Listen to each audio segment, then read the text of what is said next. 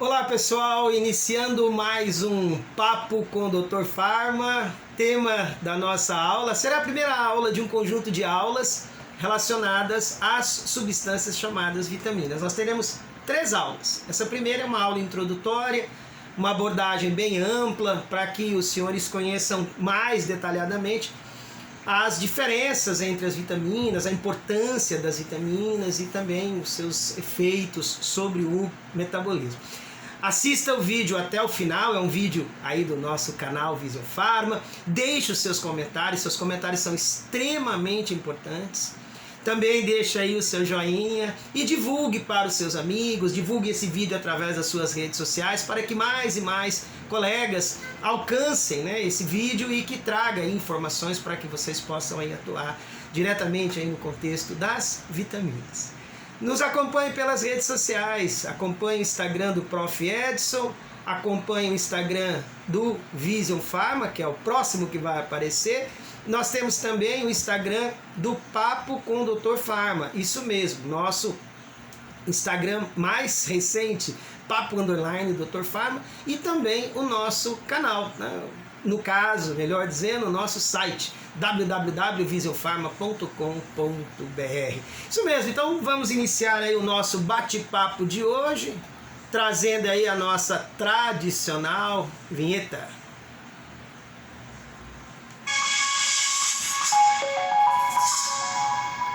Conheça um novo jeito de estudar Vision Pharma, trazendo aí o Papo com o Dr. Pharma. Bom, a primeira pergunta é básica, sempre básica. Nós abrimos com o seguinte questionamento: o que é uma vitamina? Essa é a primeira pergunta. Sempre são feitas perguntas introdutórias. O que é uma vitamina? Então, vitamina é uma substância de natureza orgânica, são moléculas complexas e que tem aí uma fonte. Qual a sua fonte geradora? A fonte geradora das vitaminas é a dieta. Então, através da dieta com elementos do mundo dos animais ou elementos do mundo dos vegetais, nós temos, portanto, a presença das vitaminas.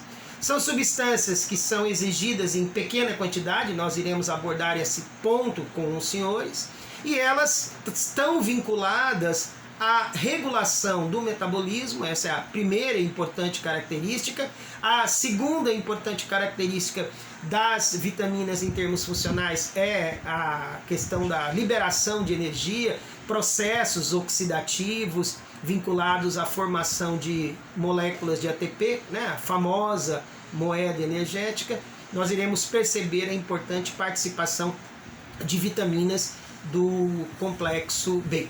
Também nós temos a síntese da matriz óssea, tanto no contexto do colágeno quanto também da relação com o cálcio, e também a síntese de outros tecidos, são dependentes também de vitaminas. Então nós podemos resumir que vitaminas são substâncias de natureza orgânica complexa, exigidas em pequena quantidade e que são obtidas através da dieta a partir do mundo vegetal, a partir do mundo animal, e também a importante função de regulação do metabolismo, liberação de energia. Elas participam do processo de liberação de energia, também síntese da estrutura ou matriz óssea, síntese de outros tecidos. Isso é muito importante de ser lembrado. Além disso, é fundamental que saibamos que as vitaminas não são produzidas pelo nosso metabolismo de um modo geral. Claro, você vai dizer assim, mas é a vitamina D, beleza, mas tem que ter a participação externa da radiação ultravioleta. Então, no caso, por exemplo, da vitamina D, a síntese ocorre na pele com a participação da radiação ultravioleta a partir do colesterol. Vai ter um capítulo à parte onde nós iremos abordar esse ponto, Nós teremos uma aula sobre essa temática da vitamina D.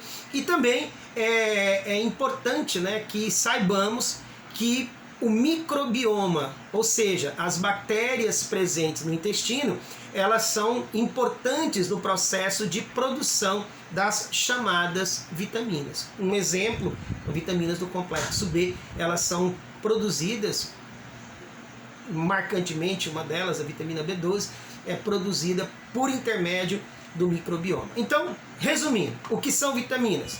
Substâncias de natureza orgânica complexa, obtidas a partir do mundo animal e do mundo vegetal, e também obtida a partir do microbioma. Substâncias que são, no caso, a vitamina D é produzida na pele, então nós podemos citar também a participação da radiação ultravioleta, e que atua em termos de regulação do metabolismo, liberação de energia, controle em termos de síntese da matriz óssea, síntese tecidual. Nós vamos ter também a importante função de vitaminas no contexto de ser hormônios. Aí você vai olhar, mas como assim? Já chegaremos lá, né? Nós abordaremos que a visão clínica, muitas vezes, na literatura médica, traz que vitaminas podem ser vistas, no caso a vitamina D, ser vista como uma importante substância que vai atuar como um hormônio. E lembrar que nós temos a participação do microbioma intestinal para determinar a produção de determinadas vitaminas, como, por exemplo, vitaminas do complexo B, vitamina K também, é importante de ser lembrado. Outro ponto que é fundamental é a classificação, né? Então, nós classificamos as vitaminas em dois grandes grupos. Nós temos as vitaminas chamadas de vitaminas lipofílicas e as chamadas vitaminas conhecidas como vitaminas hidrofílicas. Qual a diferença entre elas? As vitaminas lipofílicas, a vitamina A, a vitamina D, a vitamina E e a vitamina K, são aquelas vitaminas que têm maior solubilidade em meio lipídico, daí serem chamadas de lipofílicas. E as conhecidas vitaminas hidrofílicas, vitaminas do complexo B, começando com a B1 indo até a B12, e a vitamina C, também chamada de ácido ascórbico. Então essa é uma classificação e nós iremos analisá-las ou analisá-la novamente quando nós falarmos em termos de divisão das vitaminas. Agora, outro ponto importante que muitas vezes é questionado reside exatamente assim: qual a diferença entre vitaminas e minerais? Em termos de exigência e em termos de natureza química. E qual é a diferença entre aminoácidos essenciais e vitaminas? Tá? Então, o primeiro dado importante é assim: quando nós falamos em minerais e vitaminas, nós percebemos que estas duas substâncias, embora sejam de naturezas químicas diferentes, a vitamina é de natureza orgânica, então ela tem participação de carbono, hidrogênio, oxigênio, nitrogênio, ok? Pode ter elementos inorgânicos, como é o caso, por exemplo, da vitamina B12, que tem cobalto, mas a vitamina é de natureza orgânica. E os nutrientes minerais, eles são de natureza inorgânica, são cátions, são ânions. Então, por exemplo, cátion, sódio, potássio, também o magnésio, o zinco, né? São cátions, ou seja, elementos inorgânicos com carga positiva, cátions. E ânions são elementos inorgânicos com carga negativa, por exemplo, fosfato, o iodeto. Então nós percebemos aí que eles são nutrientes minerais, exigidos em pequena quantidade, mas são inorgânicos. As vitaminas também são exigidas em pequena quantidade, mas elas são de natureza orgânica. Agora, um outro ponto é em relação aos chamados aminoácidos essenciais. A primeira pergunta é: quais são os aminoácidos essenciais? Então eu tenho a histidina, a isoleucina, a leucina, a lisina, a metionina, a fenilalanina, a treonina e o triptofano. Lembrando, histidina, isoleucina, leucina, lisina, metionina, fenilalanina, treonina e triptofano. São chamados aminoácidos essenciais. Agora, em relação às vitaminas, ambos, vitaminas e aminoácidos essenciais, ambos são orgânicos. Tem carbono na sua constituição. Porém, os aminoácidos essenciais, eles são exigidos em quantidade maior. Então, se nós compararmos vitaminas com aminoácidos essenciais, ambos precisam vir, né? Precisam obtê-los, só que as vitaminas em quantidade menor e os aminoácidos em quantidade maior. Outro ponto importante é as alterações de caráter clínico. Então, é muito importante que a gente compreenda assim: nós teremos exames laboratoriais para detectar a concentração de uma determinada vitamina. Por exemplo, eu tenho exames laboratoriais para dosar vitamina B12. Aí eu tenho um intervalo. Então vamos imaginar que vá de 180 a 920, 940 picogramas por ml. Então eu tenho um intervalo. Ok? Eu tenho um intervalo. Então de 180 a 940, por exemplo. Picogramas barra ml. Acontece, pessoal, que o paciente, às vezes, devido às suas particularidades fisiológicas, começa a manifestar sinais e sintomas de redução de um nível de vitamina. Por exemplo, a vitamina B12, ela tem a sua deficiência no que concerne a absorção, né? Isso já é bem conhecido. Mas a gente sabe que a redução dos níveis de vitamina B12, além de trazer um quadro chamado anemia perniciosa, que é um tipo de anemia megaloblástica, com aumento do VCM, do volume corpuscular médio, aparecimento, portanto, de glóbulos vermelhos maiores, né, células maiores, macrocíticas, e também a ocorrência de hipersegmentação nos neutrófilos. Então essa é uma manifestação, mas o indivíduo que quando tem um quadro de alteração dos níveis plasmáticos, né, lembrando que a estocagem da vitamina B12 fica no fígado, nós temos também outras manifestações de caráter, inclusive neurológico, né, alterações neurológicas centrais, alterações neurológicas periféricas vinculada à condição de alteração dos níveis de vitamina B12. Por isso que é muito importante quando se avalia, tá? Então esse é um ponto importante. Nós temos aí a questão da avaliação laboratorial, o exame laboratorial. Só que ele não pode estar isolado. Eu não posso olhar no intervalo e dizer assim, tá normal. Ok? Tá normal. Não, eu tenho que associar com a clínica. É por isso que nós temos que fazer esse link. Traz o contexto do resultado laboratorial para uma ou mais vitaminas e depois eu faço o link, eu faço essa união com a clínica. Então, o padrão clínico, ou seja, a abordagem clínica, ela é muito importante. Não há como eu dizer, o paciente não está com uma alteração se ele clinicamente tem sinais para tal, tá? Então isso é muito importante, eu gostaria muito que os senhores lembrassem disso, fazer esse link, esse casamento é muito importante. Outro aspecto que é relevante é lembrar, por exemplo, de que as vitaminas vão ter uma participação grandiosa em vários momentos do metabolismo. Eu vou dar um exemplo que é bem conhecido e que muitas vezes a suplementação ela tem um impacto muito positivo sobre a saúde do organismo. Nós conhecemos uma substância chamada homocisteína. Essa substância ela é derivada do chamado metabolismo da metionina. E a metionina é um aminoácido essencial. Então a metionina veio da dieta, nas células a metionina é convertida em homocisteína. No entanto, a homocisteína tem que ser convertida em cisteína.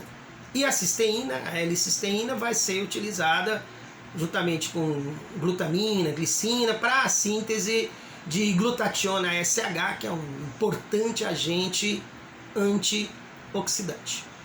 Ok? Até aí tudo tranquilo. Acontece que tendo como referência a homocisteína hoje ela é vista como um importante marcador dentro do contexto de eventos relacionados ao endotélio dos vasos. E esses eventos podem resultar em AVE, acidente vascular encefálico, pode vincular-se à ateromatose, ou seja, formação de placas que levam a obstrução, ou até mesmo essas placas podem levar a alteração em termos de geração de trombo, e o resultado é um IAM, infarto agudo do miocárdio, ok? Então, a homocisteína é um marcador. Então, na suplementação, ok? A gente vai verificar que se nós reconvertermos homocisteína ser reconvertida em metionina ou ampliarmos a conversão da homocisteína em cisteína, nós diminuiremos os níveis de homocisteína e com isso estaremos em parte, preservando o endotélio. Mas para que isso aconteça é necessário 3 vitaminas. Como assim, prof? A reconversão da homocisteína em metionina exige folato e vitamina B12. Ok? A reconversão de homocisteína em metionina exige folato e vitamina B12. E a conversão de homocisteína em cisteína exige a presença de piridoxina, vitamina B6. Então veja que coisa maravilhosa. O metabolismo todo integrado, ele permite uma visão muito criteriosa, muito rica. E nesse contexto, as vitaminas estão aí. Por isso que é importante termos os valores laboratoriais e associarmos com a clínica. A clínica é muito importante. A clínica ela é soberana no contexto da avaliação do paciente. Então é muito importante que conheçamos os detalhes vinculantes a. Muito bem. Voltando então à tradicional classificação, as chamadas vitaminas lipofílicas, que nós teremos um capítulo à parte só para elas. Eu tenho a vitamina A, que é o retinol. Eu tenho a vitamina A, ela é dividida em A1 e A2. Eu tenho também a presença da vitamina D. A vitamina D, eu tenho a vitamina D2 e a vitamina D3. Nós temos a presença da vitamina K e também temos a presença da vitamina E. A vitamina K é dividida em K1 e K2. A vitamina E, sempre tocoferol. A vitamina D, eu tenho vitamina D2 e D3. E a vitamina A, eu tenho a vitamina A1 e a vitamina A2. Beleza? Então essa é a classificação das chamadas vitaminas lipofílicas. Recebem nomenclatura especial. Quando nós falarmos de vitamina do complexo B, então nós começamos com a primeira delas, a B1, é a chamada tiamina, vai estar relacionada com o metabolismo energético. Ela tem um vínculo com um evento chamado beriberi. Eu tenho beriberi, que significa eu não posso, eu não consigo. Beriberi seco, que está relacionado com a neuropatia periférica. O beriberi úmido está relacionado com um evento cardíaco. Mas nós discutiremos, quando nós entrarmos nas vitaminas do complexo B, nós teremos essa abordagem bem detalhada. B1 é a tiamina. A vitamina B2 é a chamada vitamina riboflavina. A B3 é a niacina. Nós discutiremos também a vitamina B3 em relação ao colesterol, o LDL, o HDL, tá? Beleza? A próxima é a B5, é o pantotenato, é o ácido pantotênico. A B6, que eu mencionei há pouco em relação ao metabolismo da metionina, é o piridoxal. Depois nós temos a B7, que é a vitamina chamada biotina. Nós temos a B9, que é o folato.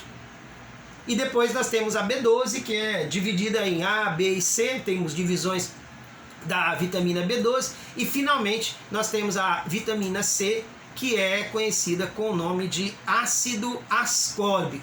Então, vitamina B1, B2, B3, B5, B6, B7, B9, B12A, B12B, B12C e, finalmente, a vitamina C ou ácido ascórbico. Nós discutiremos também a vitamina C em relação ao metabolismo e síntese de colágeno vinculado com a matriz do tecido conjuntivo e também falaremos do chamado escorbuto.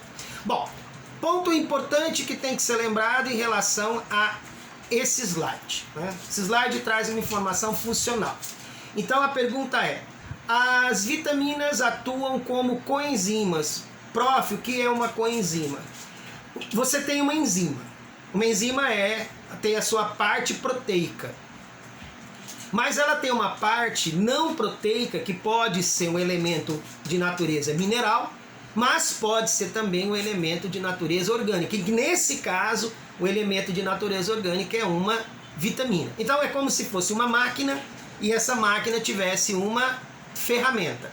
Então essa ferramenta da máquina pode ser uma vitamina e nesse caso ela vai ser chamada de coenzima. Então ela vai participar da reação do metabolismo, vai favorecer que a reação aconteça. Eu vou mostrar para vocês aqui na sequência o exemplo maior que nós temos, fácil de entender, a formação da protrombina com a participação da chamada vitamina K, vou mostrar para vocês no slide. E nós temos também a sua importante ação antioxidante. Tá? Várias vitaminas têm ação antioxidante, ou seja, protegem as células do estresse oxidativo. Ou seja, eu tenho metabolismo oxidativo, eu tenho metabolismo de caráter energético oxidativo, e ele gera as chamadas espécies reativas de oxigênio e as chamadas espécies reativas de nitrogênio. A presença dessas espécies reativas, outrora chamadas radicais livres, causam danos. Causam danos, em primeiro lugar, a lipídios de membrana, causam danos à proteína de membrana e proteínas citoplasmáticas, incluindo enzimas e proteínas componentes do citoesqueleto, e causam danos aos nucleotídeos constituintes da estrutura do DNA. Então causam danos em membrana, no citoplasma e no núcleo. E isso traz uma série de transtornos fisiológicos. Então a presença de agentes antioxidantes é uma forma de proteção, e nesse caso vincula-se à suplementação. Porém, é relevante lembrarmos que altas quantidades também são danosas ao organismo. Então não podemos pensar na suplementação como se fosse uma enxurrada de vitaminas organismo adentro, como se o organismo também não recebesse isso como sendo um elemento negativo. É por isso que a gente tem que fazer uma análise muito criteriosa, baseada em estudos com evidências científicas, ou seja, a suplementação baseada em evidências científicas, tendo vários tipos de estudos, para que a gente possa realmente e efetivamente dizer essa substância, por exemplo, essa vitamina vai ter uma ação antioxidante. Há uma grande discussão em relação à vitamina E, vitamina C, inclusive Linus Pauling foi o químico, né, o famoso químico Linus Pauling, foi um grande defensor da vitamina C em altas quantidades. Mas a gente tem que tomar bastante cuidado, que às vezes o excesso é danoso para o organismo. Mas nós vamos ter um momento de bater papo sobre isso, tá? Um momento em que o nosso contexto vai mostrar para os senhores o quanto efetivamente eu preciso de determinada vitamina. E também a terceira e importante função é quando nós falamos que as vitaminas podem ser hormônios. Aí você olha e fica assim, mas como assim, prof, ser hormônio? Veja, a vitamina A e a vitamina D vai ter uma importante participação em vários momentos do metabolismo. Podemos falar da vitamina D controlando a absorção de cálcio, regulando a absorção de cálcio. Então, nesse caso, a vitamina D vai direcionar a função renal, vai direcionar a função dos enterócitos, das células intestinais, para que haja captação de cálcio, estocagem de cálcio. Por isso que a dosagem de vitamina D ela é muito importante. Então, eu tenho 3 importantes funções para as vitaminas. Primeiro, coenzima. Segundo, ação antioxidante. E a terceira, a sua ação de caráter hormonal. Outro ponto importante, o esquema vai falar por mim, tá? Nós temos aqui embaixo no esquema a protrombina. Vocês estão vendo aí no slide, aqui a presença da protrombina. Vejam que a protrombina, ela apresenta na sua estrutura, ela é uma estrutura de natureza proteica, né? Ela é uma proteína produzida pelas células hepáticas, é um importante fator de coagulação. A protrombina, ela tem numa parte da molécula e do seu aminoácido, ela é marcada pela presença de 2 carboxilas, conforme vocês estão observando aqui no slide. Aqui tem 2 carboxilas. Veja que o precursor, que é a parte distal final do aminoácido que está ali, que vai ser carboxilado, ele tem uma carboxila só. Então o que acontece? Há necessidade, veja, da presença de uma carboxilase. Está bem claro aqui, carboxilase. Essa carboxilase, ela depende da vitamina K. Vejam, eu tenho a participação da vitamina K. Para que ocorra essa reação, é necessário que se forme o grupamento epóxi na vitamina K. Prof, o que é o grupamento epóxi? É o oxigênio ligado a 2 átomos de carbono cíclico, ok? Então, eu tenho aqui a forma epóxi da vitamina K. Depois a vitamina K, ela fica na sua forma bicarbonilada, ela tem 2 carbonilas. Depois ela se transforma em hidroxiquinona, ou seja, uma hidroxila vinda dessa carbonila e outra hidroxila vinda dessa outra carbonila. Resultado da minha equação. O que é que eu tenho? Eu tenho agora, portanto, a vitamina K na sua forma de hidroquinona, atuante no processo em que a carboxilase vai adicionar um grupamento carboxila para que se dê a formação da molécula de protrombina. Conclusão, a vitamina K atuou como uma coenzima. Não esqueçam disso, tá? A vitamina K atuou como uma coenzima. Muito bem, esse ponto é importante, não pode ser esquecido em hipótese alguma. Agora, o que acontece? Vamos lá. As populações, de um modo geral, têm as suas variações. Então, muitas vezes, eu observo variações significativas em relação às doses diárias recomendadas. E muitas vezes o indivíduo desenvolve alguns casos clínicos com maior ou menor significado, mas sempre a gente olha para os extremos, mas às vezes o indivíduo está com uma manifestação por uma pequena baixa no nível da vitamina e a gente não está associando. A gente está acostumado a dizer assim, faltou vitamina B1, é beriberi. Às vezes o paciente tem manifestações que antecedem o evento maior. Por exemplo, falta de vitamina K, eu tenho que lembrar da K1 e da K2, e não é só a K1, né? Tem que lembrar da K2. Mas não obrigatoriamente a K vai estar vinculada só à questão do evento de hemorragia. Anemia megaloblástica. O paciente pode estar com 315 de vitamina B12 e já ter hipersegmentação de neutrófilos, ok? E já apresentar alteração do VCM, do volume corpuscular médio. Ou seja, um evento de anemia já está estabelecido, mas está com 300. Eu não vou esperar cair abaixo de 145, por exemplo, para dizer assim, agora sim. Então eu tenho que olhar isso com bastante cuidado, mas eu sei que a falta do folato, a vitamina B12 está relacionada com a anemia megaloblástica. Vitamina A, né? Às vezes o indivíduo tem problema de pele vinculado à vitamina A. Não obrigatoriamente ele vai desenvolver cegueira noturna. Pode ser que ele desenvolva, mas muito mais avançado. Então tem que avaliar clinicamente. Osteomalácia, que é uma alteração em termos de estruturação da matriz óssea em relação ao indivíduo adulto ou raquitismo na infância. Eu tenho que olhar os níveis de vitamina D. E também a questão da pellagra, que está vinculada com a vitamina B3. Nós falaremos sobre esse evento e falaremos também da vitamina C, do ácido ascórbico. Mas eu vou olhar o escorbuto nos dias de hoje. Calma, a gente tem que olhar de uma forma mais macro, tá certo? A ocorrência de escorbuto pode, mas a grande maioria da população ela recebe quantidades suficientes de vitamina C, que também não é muito alta, né?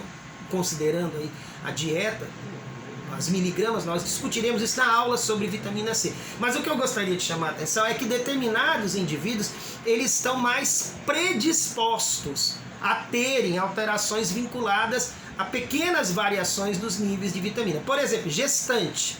É a primeira que nós vamos elencar. Segundo indivíduo que nós vamos elencar, lactente. Então gestante, lactente, pode. Terceiro, idosos. O próprio metabolismo, a própria capacidade de absorção, ela fica comprometida. Paciente que apresenta doenças crônicas, um paciente com DRC, doença renal crônica, vai ter comprometimento em termos de síntese de vitamina D.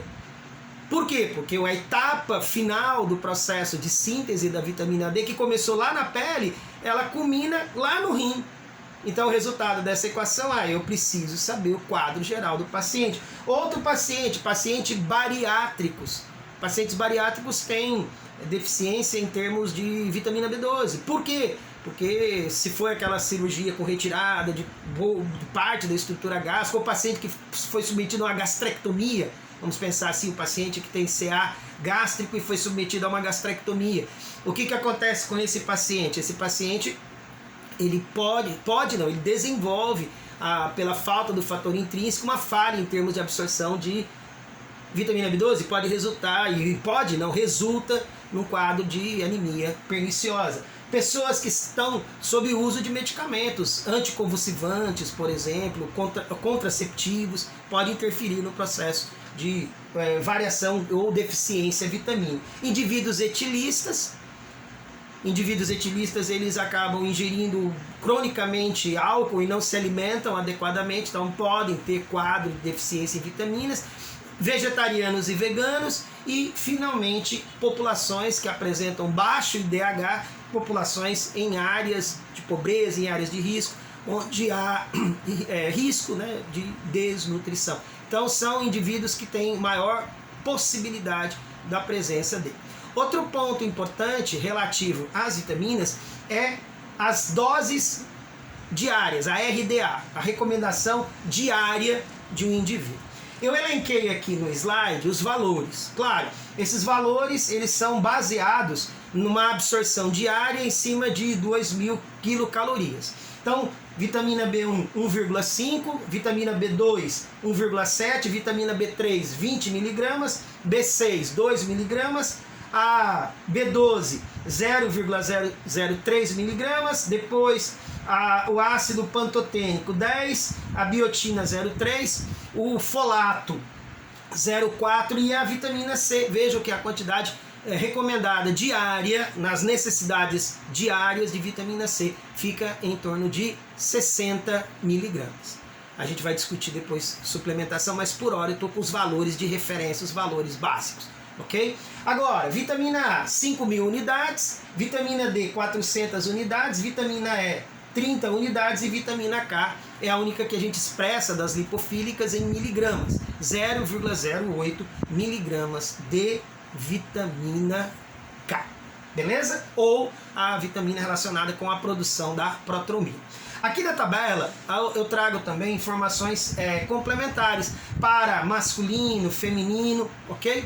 Ou seja, valores em termos de microgramas de vitamina A, vitamina D, vitamina E, vitamina K, considerando quanto vale de vitamina A em termos de concentração, em termos de unidade, a própria vitamina D também, fazendo essas conversões de vitamina D em unidades internacionais para valores em miligramas, ou melhor dizendo, correção, microgramas, mas que pode ser convertidos em miligramas, tanto para gênero masculino quanto para o gênero feminino.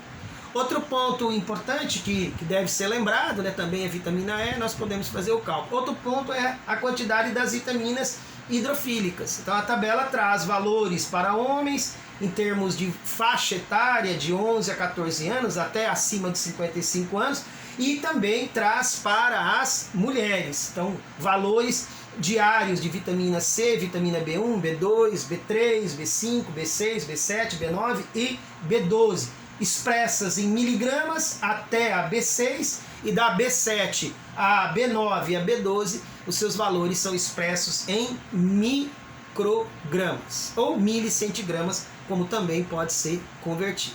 E no caso, por exemplo, do gênero feminino, também eu tenho os valores para as mulheres entre 11 e 14 anos e mulheres acima dos 51 anos. Essa é a RDA para vitamina, ou seja, a recomendação diária de vitamina C, B1, B2, B3, B5, B6, B7, B9 e vitamina B12. Então, esses valores são os valores conhecidos na literatura médica, dentro do segmento nutricional. Pode ter variação de uma literatura para outra, de um pesquisador para o outro, mas esse é o valor médio conhecido e chamado de RDA, recomendação diária, considerando uma dieta de 2.000 quilocalorias, né? O famoso 2.000 kcal. Aí o que acontece? Eu tenho também em relação à gravidez e à lactação. Então percebam agora que os níveis eles se tornam maiores, tá? Ou seja, as exigências se tornam maiores, tanto na gravidez quanto na lactação. Por isso que é muito importante avaliar o estado nutricional e também a condição que o paciente se apresenta. Muito bem, muito bem, muito bem. Finalizando, portanto, esse papo com o Dr. Pharma, espero que vocês tenham gostado.